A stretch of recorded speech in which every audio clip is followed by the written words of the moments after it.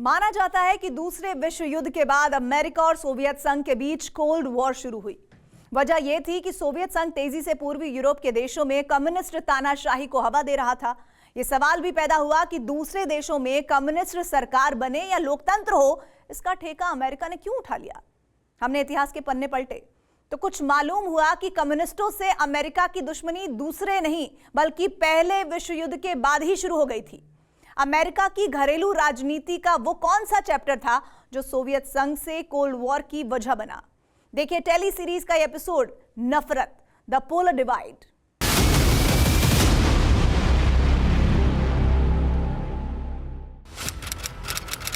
पच्चीस फरवरी 2020, Charleston, south Carolina, America. America में राष्ट्रपति चुनाव की सरगर्मी थी। तत्कालीन राष्ट्रपति और रिपब्लिकन पार्टी के उम्मीदवार डोनाल्ड ट्रंप के खिलाफ डेमोक्रेटिक पार्टी का झंडा लेकर जो बाइडेन मैदान में उतर चुके थे। अमेरिका के एक टीवी चैनल पर डिबेट में बाइडेन का सामना चीन से जुड़े एक सवाल से हुआ, तो जवाब में उनकी जुबान चीन के राष्ट्रपति शी जिनपिंग के खिलाफ मानो आग उगलने लगी। अमेरिका के चुनाव में कम्युनिस्ट चीन के राष्ट्रपति शी जिनपिंग को ठग बताकर बाइडेन ने जो तीर चलाया वो निशाने पर लगा।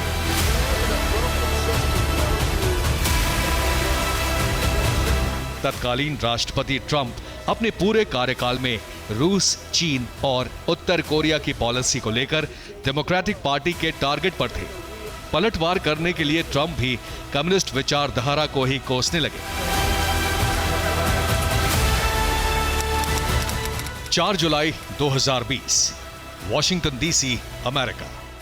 अमेरिका में कम्युनिस्ट विचारधारा पर हमला करके वोट मांगने का चलन बहुत पहले से है। शीत युद्ध के शुरुआती दौर यानी 1950 और 60 के दशक में अमेरिका की राजनीति का सबसे असरदार नारा था बेटर डेड देन रेड, यानी कम्युनिस्ट के आगे झुकने से बेहतर है मौत। बहुत से लोगों को भ्रम है कि कम्युनिस्ट विचारधारा से नफरत का दौर अमेरिका में 1945 के बाद शुरू हुआ और कोल्ड वॉर के बाद ये अमेरिका की घरेलू राजनीति का मुद्दा बन गया। सच्चाई इससे ठीक उलट है।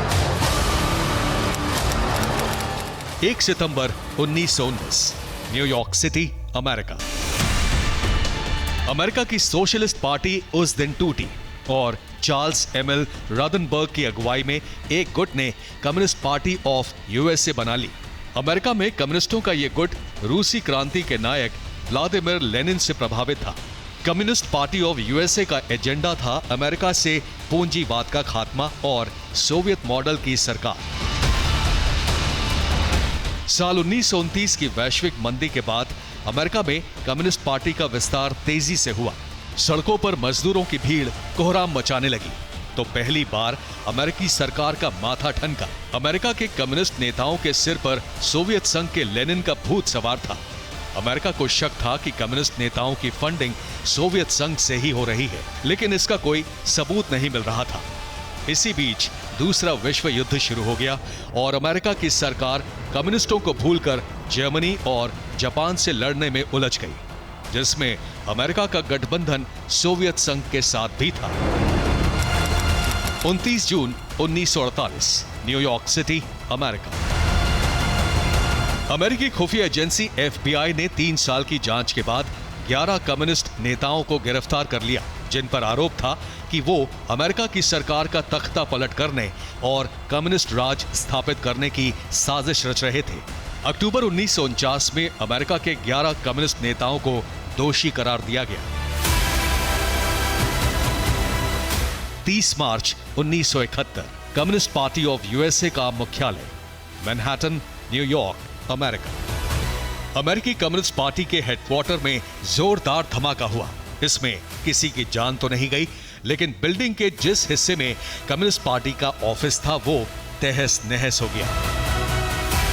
इस घटना के बाद अमेरिका में कम्युनिस्ट पार्टी कागजों में सिमट गई।